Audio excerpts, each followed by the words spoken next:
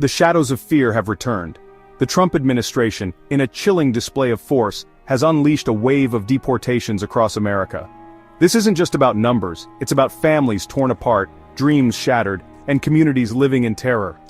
Recent ICE raids have painted a grim picture with arrests soaring into the thousands. In a single day, a staggering 1,179 souls were swept up in these dragnets, the highest single-day total since Trump's return to power. These raids, meticulously planned and ruthlessly executed, have become a terrifying spectacle. On a single Sunday, 956 arrests sent shockwaves through immigrant communities.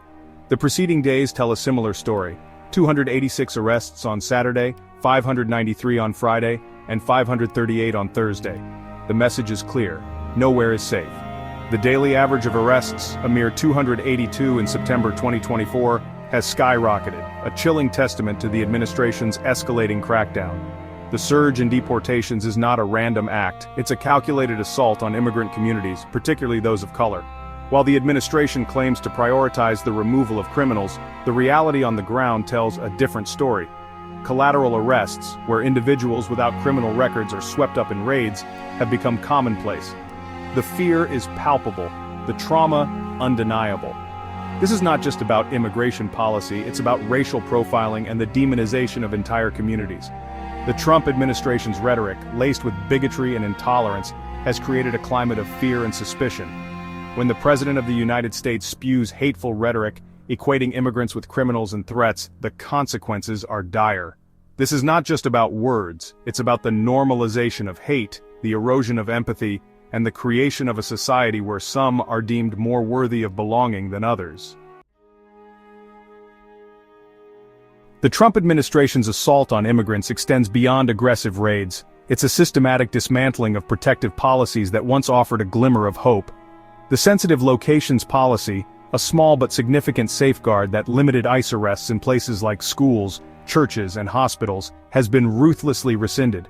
This callous act throws vulnerable communities under the bus, turning sanctuaries into hunting grounds. As if this weren't cruel enough, the administration has also reinstated the Migrant Protection Protocols, better known as the Remain in Mexico policy. This draconian measure forces asylum seekers, fleeing violence and persecution, to wait in dangerous conditions in Mexico while their cases are processed in the U.S. The message is clear: seeking refuge in America is no longer an option. These policy changes are not just bureaucratic maneuvers, they are calculated acts of cruelty designed to make life as difficult as possible for immigrants.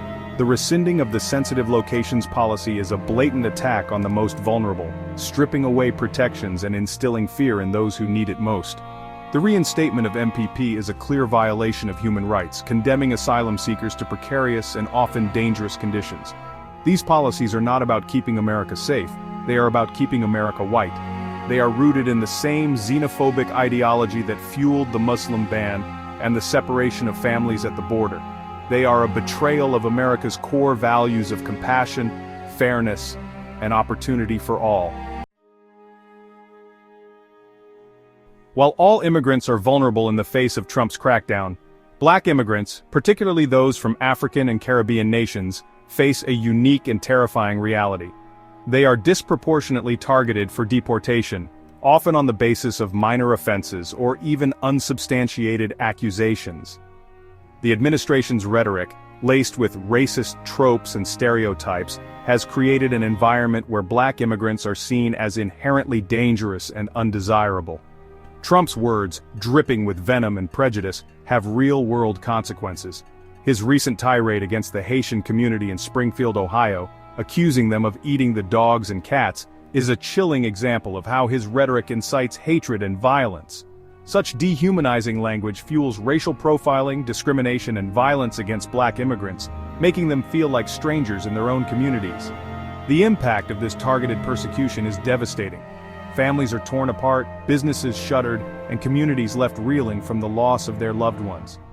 The constant fear of deportation takes a toll on mental health, leading to anxiety, depression, and PTSD. Children forced to witness their parents being dragged away by ICE agents are left traumatized and scarred for life. This is not just about immigration, it's about race. Black immigrants are caught at the intersection of two systems of oppression, racism, and xenophobia. They are judged not only by the color of their skin, but also by their accents, their cultures, and their perceived foreignness. This double burden makes them especially vulnerable to exploitation, abuse, and state violence. The current assault on black immigrants is not an isolated incident, it's part of a long and shameful history of discriminatory immigration policies in the United States. From the very beginning, America's immigration system has been built on a foundation of white supremacy, designed to favor European immigrants while excluding and marginalizing people of color. The Chinese Exclusion Act of 1882, which barred Chinese laborers from entering the country, marked the beginning of a long era of exclusionary policies targeting Asian immigrants. The Immigration Act of 1924 established national quotas that heavily favored immigrants from Northern and Western Europe, effectively shutting out immigrants from Southern and Eastern Europe, as well as Asia and Africa. These discriminatory policies were often justified on the basis of racist pseudoscience that claimed immigrants of color were inherently inferior, criminal, or a threat to American culture and values. The echoes of these racist ideologies can still be heard today in the Trump administration's rhetoric and policies. The Muslim ban, the border wall, and the demonization of Mexican immigrants as rapists and criminals are all rooted in the same white supremacist ideology that has shaped America's immigration system for centuries. The current crisis is a stark reminder that America has never truly reckoned with its history of racism and xenophobia. The ghosts of past injustices continue to haunt the present, shaping our policies and our perceptions of who belongs and who doesn't. Until America confronts its past and commits to dismantling the systems of oppression that have plagued this nation since its founding, the cycle of exclusion and discrimination will continue.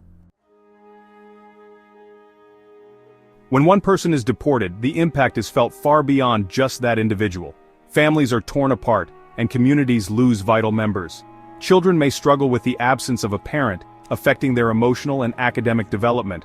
Local economies can suffer as businesses lose employees and customers. The ripple effects of deportation touch every aspect of society, creating a cycle of hardship and instability. It's important to understand these broader consequences so we can work towards more compassionate and effective solutions. For many, the threat of deportation is a constant source of fear and uncertainty. Families live in the shadows, afraid to access basic services or even report crimes. This fear can have a profound effect on mental health and community cohesion. It's important to understand that behind every statistic there are real people whose lives are being disrupted. Despite the overwhelming challenges, many individuals and organizations are fighting back. Legal aid groups, community activists, and even some local governments are working tirelessly to protect the rights of immigrants. They challenge unjust policies, provide crucial support, and advocate for comprehensive immigration reform. It's a battle that requires resilience and solidarity, but the fight continues. When comparing the deportation records of Presidents Trump and Biden, it's clear that both administrations have faced significant criticism. Trump's administration was marked by an aggressive stance on immigration, leading to high numbers of deportations and family separations. Biden, while promising a more humane approach, has also faced scrutiny for his handling of immigration enforcement. The numbers may vary, but the impact on communities remains a pressing concern. Moving towards a more just and humane immigration system requires a multifaceted approach. Policy changes, community support, and international cooperation all play crucial roles. It's about creating pathways to citizenship, ensuring fair treatment, and recognizing the contributions of immigrants to society. The journey is complex, but with collective effort, a more compassionate system is possible.